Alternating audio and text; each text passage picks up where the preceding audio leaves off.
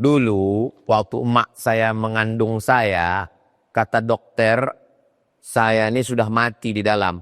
Kalau tak dibolah, dioperasi busuk. Pergilah emak saya ke rumah Syekh Muhammad Ali, anak Syekh Abdurrahman. Dia alumni dari Makkah, murid Sayyid Alawi bin Abbas Al-Hasani Al-Maliki.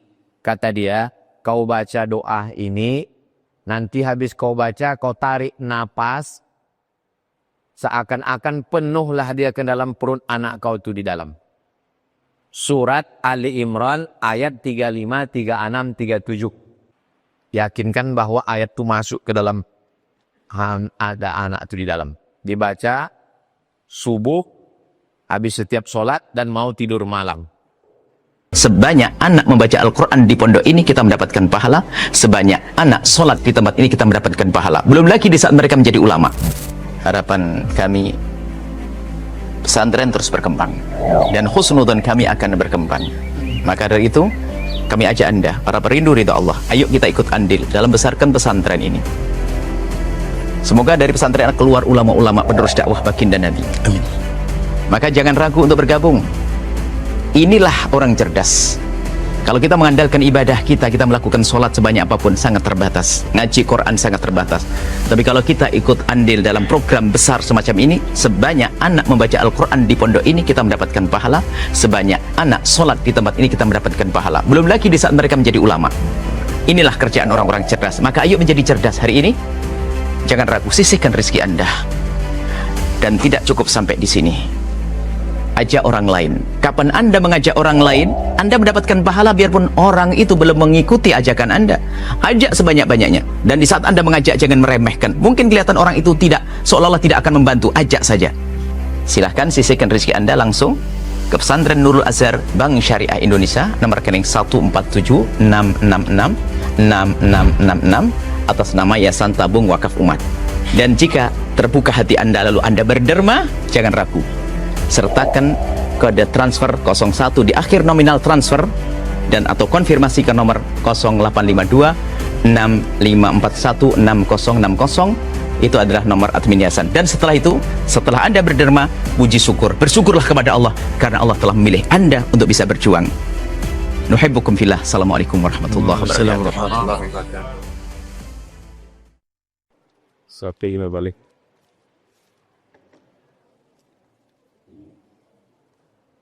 Bismillahirrahmanirrahim. Assalamualaikum warahmatullahi wabarakatuh.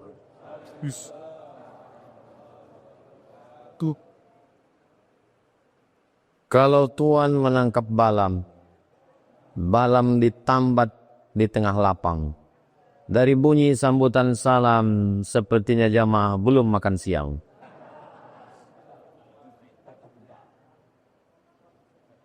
Assalamualaikum Ustaz. Waalaikumsalam warahmatullahi wabarakatuh.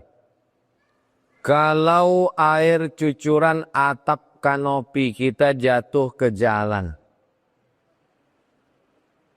Air atap kanopi itu jatuh ke jalan. Apakah itu termasuk perbuatan zolim?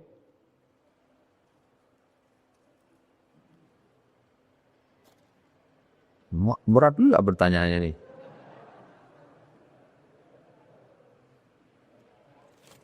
Ada kitab namanya Ar-Risalah Al-Qushairiyah. Kitab ini waktu Covid di bulan Ramadan kita khatamkan 1 bulan full khatam. Nama penulisnya Imam Al-Qushairi. Di dalam Ar-Risalah Al-Qushairiyah ini diceritakan ada seorang laki-laki mati, meninggal, rajin sholat, rajin puasa, rajin zikir, baca Quran, tapi hisabnya di akhirat lama hisabnya di akhirat. Kenapa? Waktu sedang kenduri makan daging, dagingnya tersangkut di gigi. Pulang dia dari tempat kondangan, diambilnya ujung tangkai ranting pokok kayu yang tumbuh di depan rumah orang untuk mencongkel gigi tadi. Habis itu dicongkelnya, Rupanya yang membuat dia hisab lama di akhirat itu adalah karena mengambil ujung ranting pokok kayu yang tumbuh di depan rumah orang. Sekarang saya tanya balik. Mana kira-kira yang lebih mengganggu? Air yang jatuh dari kanopi ke tanah atau ujung tangkai yang diambil? Yang jam-jam segini ini payah berpikirnya. Kanopi lebar rumah 3 meter. Anggaplah rumah kecil 3 meter. Kanopi. Di tiap hujan turun jatuh ke tanah. Becek. Tanahnya bersemen. Bocor. Tanahnya beraspal. Copot. Ini kasus kanopi. Yang kasus tadi. Ujung ranting pokok kayu diambil untuk congkel gigi. Sekarang saya tanya. Mana yang lebih mengganggu antara ujung kayu dipetik dengan kanopi? Kanopi? Dapat jawabannya? Yang jawab bukan saya ya. Paham? Jelas? Intinya, apa inti dari kisah ini? Apa intinya? Sediakan congkel gigi. Bawa sendiri ya. Bawa sendiri. Intinya jangan zolim. Jangan zolim. Walaupun air kanopi. Ustadz, air kanopi depan rumah Ustadz tak jatuh ke tanah. Silakan datang ke jalan Kamboja. Nah saya tak jawab. Tengok sendiri. Kemana jatuh air kanopi saya. Jangan zolim sama orang. Jalan ini milik siapa? Jalan ini milik orang. Ini jalan yang ada di depan ini.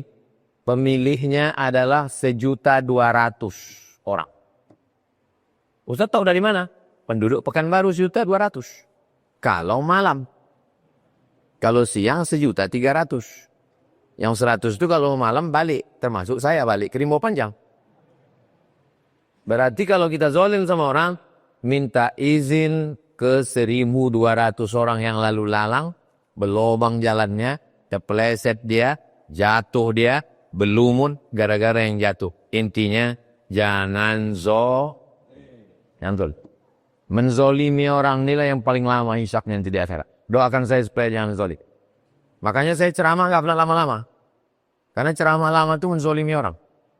Termasuk hari ini, jam 1.15 kami cabut. Karena kalau panjang-panjang ini, kalau tuan makan rendang dibeli di kota Padang, ceramah tidak boleh panjang-panjang, karena itu menganiaya orang.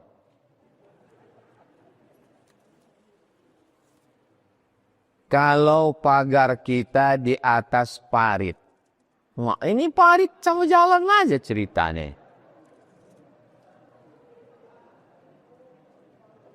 Jalan punya orang. Sekarang parit. Parit itu punya siapa? Parit adalah masalih ammah. Kepentingan umum. Parit, etalase, semua yang ada di Pekanbaru itu milik bersama seluruh warga Pekanbaru yang bayar pajak. Baik Islam maupun tak Islam. Maka ketika kita menghalangi parit, menembok parit, menyumbat parit, berarti kita menzalimi semua orang. Maka jangan pernah. Saya mau buat parit sendiri. Lobangi tanahmu sendiri. Terima kasih Pak Ustadz. Semoga Ustadz sehat. Amin.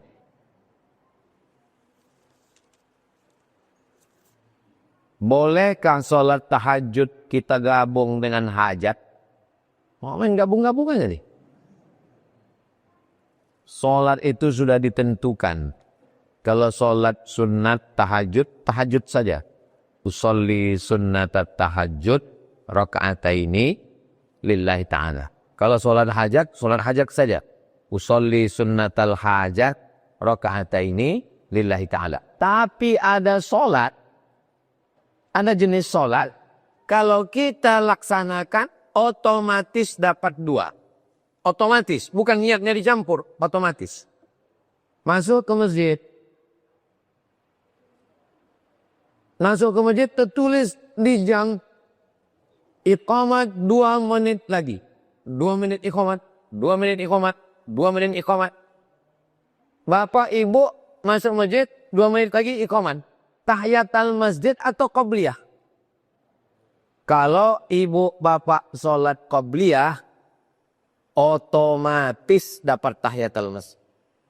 Tapi niatnya tetap qabliyah, bukan usolli sunnatal zuhri raka'ataini qabliyatan, otomatis likan.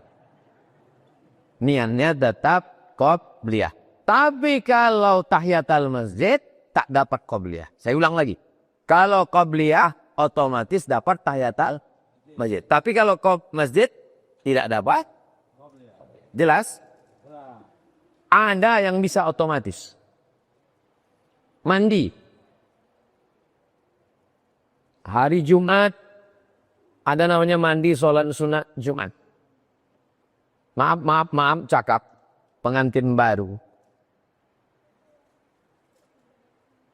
Nikah di hari Kamis. Pas malam Jumat itu bekerja dia. Hari Jumat itu mandi dia. Mandinya mandi sunat Jumat atau mandi wajib? Mandi wajib. Maka dia dapat 2. Mandi wajibnya dapat, otomatis dapat mandi sunat hari Jumat. Itu yang salah satu contoh. Contoh lain. Dia ada meninggalkan puasa 6 hari. Kemarin dia tak puasa karena maaf cakap dia uzur berhalangan.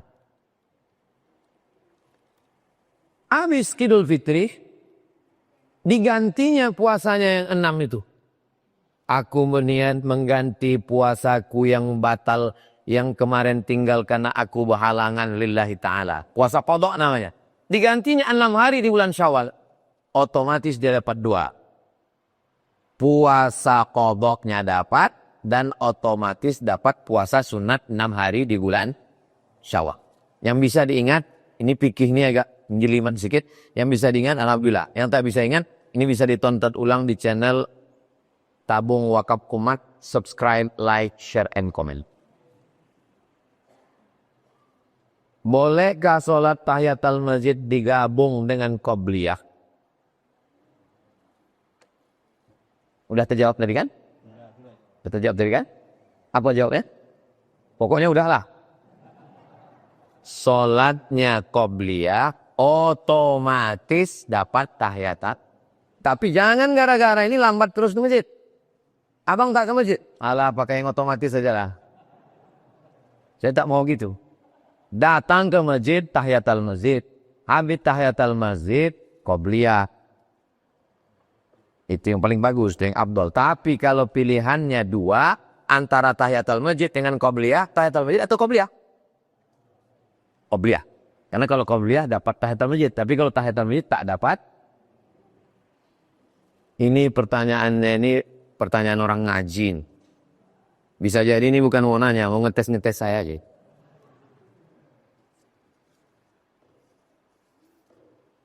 Bagaimana menyikapi anak yang susah sholat? Anak yang susah sholat. Mohon pengurus Masjid An-Najah membuat acara penyelenggaraan jenazah. Sediakan kain kapan, kapur barus, korek telinga, selang, dan anak ini diselenggarakan. Izin sama bapaknya. Pak, Bu, kami mau acara penyelenggaraan jenazah. Kalau pakai boneka mahal. Anak bapak ini kami selenggarakan, laksanakanlah tadi laksanakan. Dimandikan, habis itu dikafankan, dipocong, habis itu disolatkan, habis itu dibawa ke buat gali lubang, masukkan dia ke dalam arah kiblat, dibukakan kocongnya, ditempelkan hidungnya ke, insya Allah. Kalau tak percaya coba, insya Allah terbuka pintu hati. Ada pesantren di Pekanbaru ini yang menggali lubang di samping lapangan sepak bola. Saya kebetulan datang ke pesantren itu. Saya tengok ada lapangan Di samping itu ada lubang. Saya bilang, lubang apa nih bang? Kebetulan pimpinan pondoknya, abang kelas saya di Mesir. Lubang apa nih bang? Anak-anak santri yang nakal kutanam di dalam. Alhamdulillah bro, wah kata. Nah, suami ibu pun kalau ada, nanti saya bawakan ke situ. Bagaimana kalau uang yatim terpakai orang tua? Berdosa apa tidak?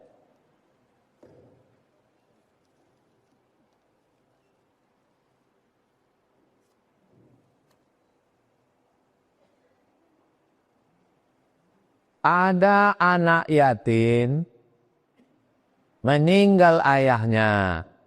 Ayahnya punya kebun sawit 10 hektar. Takut diserahkan ke emaknya, nanti temakan duit ini. Khawatir nanti diambil pula sama laki barunya. Akhirnya dicarilah orang yang amanah. Nama orang yang amanah ini namanya Ustadz Abdul Somad. Kalau nggak setuju nggak apa, kita ganti nama lain. Ustadz Somad, ya. Ini Pak Ustadz, ada anak yatim, ayahnya meninggal. Meninggalkan sawit 10 hektar. Kalau kami serahkan duit ini ke anak yatim ini, dia masih SD, nanti habis ini dijualnya. Main game online nanti dia. Jadi Ustadz lah yang menerima wasiat ya. Iya, maka saya peganglah yang 10 tadi. Waktu panen, ini untuk ongkos panen. Ini untuk brondol. Ini untuk kuku. Ini untuk meruning.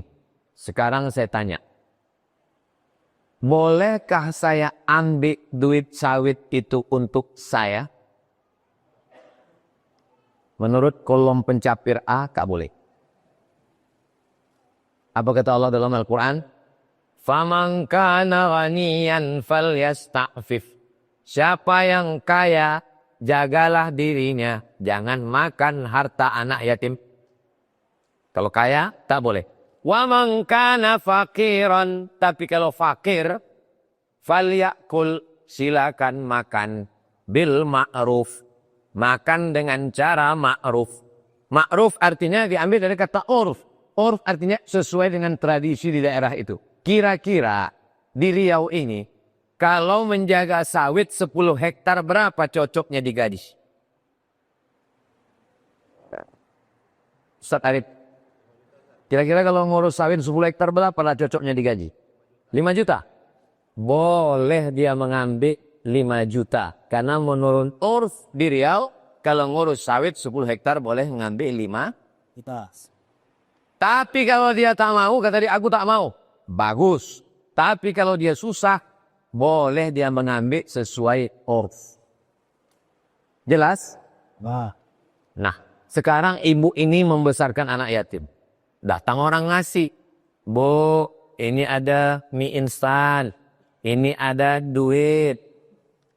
Kalau ibu kaya, businesswoman, orang kaya, jangan ambil duit anak yatim. Tapi kalau ibu tak mampu, boleh ibu ambil bil makruh. Kira-kira kalau mengurus anak 2 orang, cocoknya berapa lah ibu tuh mengambil? 1,5 juta. Boleh diambilnya 1,5 juta untuk makan dia. Jelas? Jelas. Seorang pernah mengatakan kepada saya, apa kata dia? Kata dia begini, Pak Ustadz, apa kata kau? Kata aku begini, apa kata dia? Ada orang pernah mengatakan kepada saya, apa kata dia? Kurangilah baca sholawat Nabi. Hah? Kurangi baca sholawat Nabi? Agak lain kawan ini. Mungkin terkesan sombong. Spontan saya jawab, jangan tentara kamu ajari berbaris. Sejak saya bilang begitu, yang bersangkutan tak berani lagi macam-macam sama saya. Mantap. Memang cocok begitu. Pertanyaannya, apakah saya sudah benar menjawab perkataan orang tersebut, Pak Ustadz? Mengapa orang itu berkata demikian? Itulah salahnya kamu. Jangan gas dulu. Ini langsung digas, pucatlah dia. tanya dulu. Kurang-kurangi baca selawat Nabi. Tanya, kenapa dikurangi? Sedangkan kata Nabi, orang yang paling dekat dengan Nabi nanti adalah afsaruhum sholatan. Orang yang paling banyak berselawat.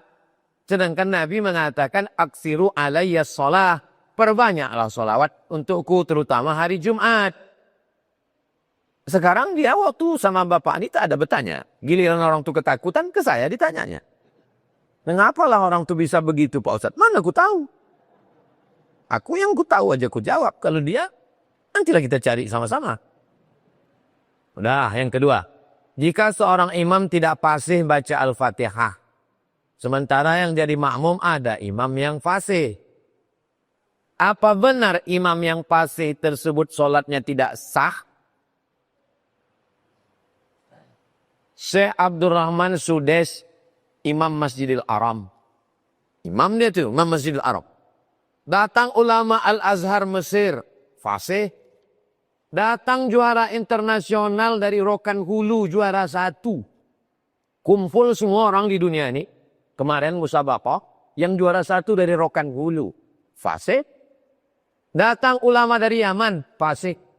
Apakah batal ulama Yaman dengan ulama Mesir nih? Tidak. Mana pula ada aturan begitu? Dapat dari mana? Asalkan betul bacaan Fatihahnya sah. La solata, tidak sah solat. Liman lam yaqra' bi Fatihatil kitab. Kalau Fatihahnya tak betul, maka luruskan bacaan Al-Fatihah. Bismillahirrahmanirrahim. Sangkutnya biasanya 2. Pertama, rohnya tak tasydid. Bismillahirrahmanirrahim. Rohnya mesti tasydid.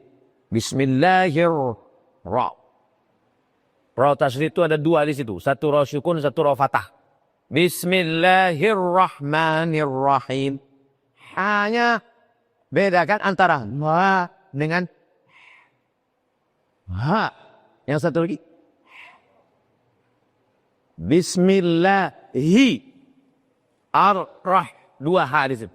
Satu ha, satu ha. Bismillahirrahmanirrahim. Alhamdulillahi rabbil a. Banyak kena di a. Alhamdulillahi rabbil alamin.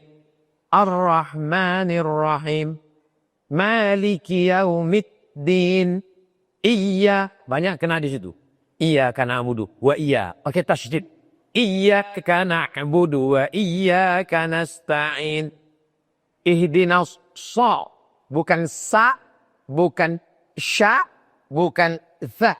Sa. Ihdinas sirata ta. Bukan ta. Ihdinas siratal mustaqim. Qa. Bukan ka.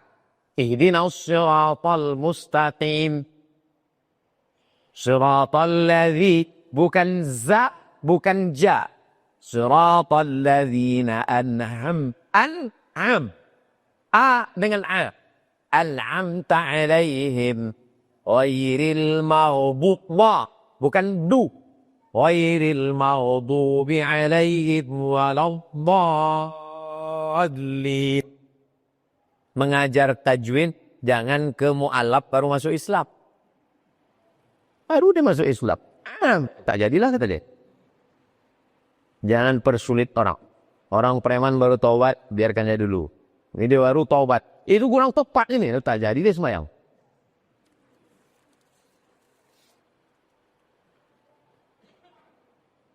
Adakah hadis yang menerangkan perkara ini? Ada. Mana hadisnya? La salata liman lam yaqra' bi Fatihatil kitab. Tidak sah orang yang Fatihahnya tak betul. Kalau Fatihahnya betul, maka sahlah semua. Kalau Fatihahnya batal, maka batal solat nih. Karena membaca Al-Fatihah adalah rukun solat. Rukun solat ada 13. Salah satu dalam mazhab Syafi'i. Salah satunya adalah membaca Al-Fatihah.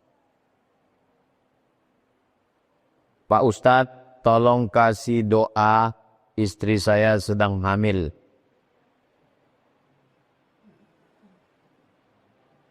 Oh, salah baca tadi. Istri saya sedang hamil muda. Saya sangka tadi istri muda saya sedang hamil lah. Itu maka berhenti saya. Wah, istri saya. Mohon maaf ya Bu, nyantai sih. Istri saya sedang hamil muda. Supaya istri dan anak saya sehat dan lancar. Dulu, waktu emak saya mengandung saya, kata dokter, saya ini sudah mati di dalam. Kalau tak dibolah, dioperasi busuk. Pergilah emak saya ke rumah Syekh Muhammad Ali, anak Syekh Abdurrahman. Dia alumni dari Makkah, murid Sayyid Alawi bin Abbas Al-Hasani Al-Maliki. Kata dia, kau baca doa ini, nanti habis kau baca, kau tarik napas, seakan-akan penuhlah dia ke dalam perut anak kau itu di dalam. Surat Ali Imran ayat 35, 36, 37. Surat Ali Imran 35, 36, 37. إذ قالت امرأة عمران رب إني نذرت لك ما في بطني محررا فتقبل مني إنك أنت السميع العليم فلما وضعتها قالت رب إني وضعتها أنثى والله أعلم بما وضعت وليس الذكر كالأنثى وإني سميتها مريم وإني أعيذها بك وذريتها من الشيطان الرجيم فتقبلها ربها بقبول حسن وأنبتها نباتا حسنا فكفلها زكريا كلما دخل عليها زكريا المحراب وجد عندها رزقا قال يا مريم أنى لك هذا قالت هو من عند الله إن الله يرزق من يشاء بغير حساب. Habis itu ditarik nafas. Yakinkan bahwa ayat itu masuk ke dalam, ada anak itu di dalam. Dibaca subuh, habis setiap sholat, dan mau tidur malam. Bagi yang udah berbini. Bagi yang belum, ingat-ingat aja lah. Nanti udah berbini baru kasih tahu. Habis, pas jam 1:15. Itulah kaji kita siang ini. Khutbah Jumat sudah, menjawab pertanyaan sudah, tinggal lagi ada berita, katanya nanti akan ada makan bersama di rumah masing-masing. Terima kasih segala perhatian Bapak Ibu. Mohon maaf atas segala kesilapan dan kekhilafan. Mudah-mudahan kita selalu istiqomah iman dan Islam. Sehat walafiat. Anak-anak kita soleh dan solihah. Selamat dari narkoba. Selamat dari zina. Selamat dari fitnah akhir zaman. Ala hadhihi niyah al-Fatihah. A'udzubillahi minasyaitonirrajim. Bismillahirrahmanirrahim. Alhamdulillahi rabbil alamin. Ar-Rahmanirrahim. Maliki yaumiddin. Iyyaka na'budu wa iyyaka nasta'in. Ihdinas siratal mustaqim. Siratal ladzina an'amta 'alaihim ghairil maghdubi 'alaihim waladdallin. Amin. Allahumma shalli 'ala sayyidina Muhammad wa 'ala ali sayyidina Muhammad. Allahumma dafa'na al-ghala wal waba wal fahsya wal riba wal zina. Selamatkan negeri kami dari malapetaka, bencana, riba, zina, narkoba, perbuatan keji dan mungkar. Allahumma khtim lana bi husnil khatimah. Tutup umur kami dengan husnul khatimah. Qawi imanana, kuatkan iman kami. Usahi ajsadana, sehatkan badan kami. Wa khazna min kulli su' wa syarri makruh. Jaga pelihara kami dari segala perbuatan yang keji dan mungkar. Waqtim bis salihati a'malana, tutup amal kami dengan husnul khatimah. Rabbana atina fid dunya hasanah wa fil akhirati hasanah wa qina adzabannar. Wa sallallahu ala sayyidina Muhammad wa ala alihi wa sahbihi wa sallam. Alhamdulillahi rabbil alamin. Taqabbalallahu minkum minna wa minkum taqabbal ya karim. Terima kasih segala perhatian. Mohon maaf segala kesilafan dan kekhilafan. Wassalamualaikum warahmatullahi wabarakatuh.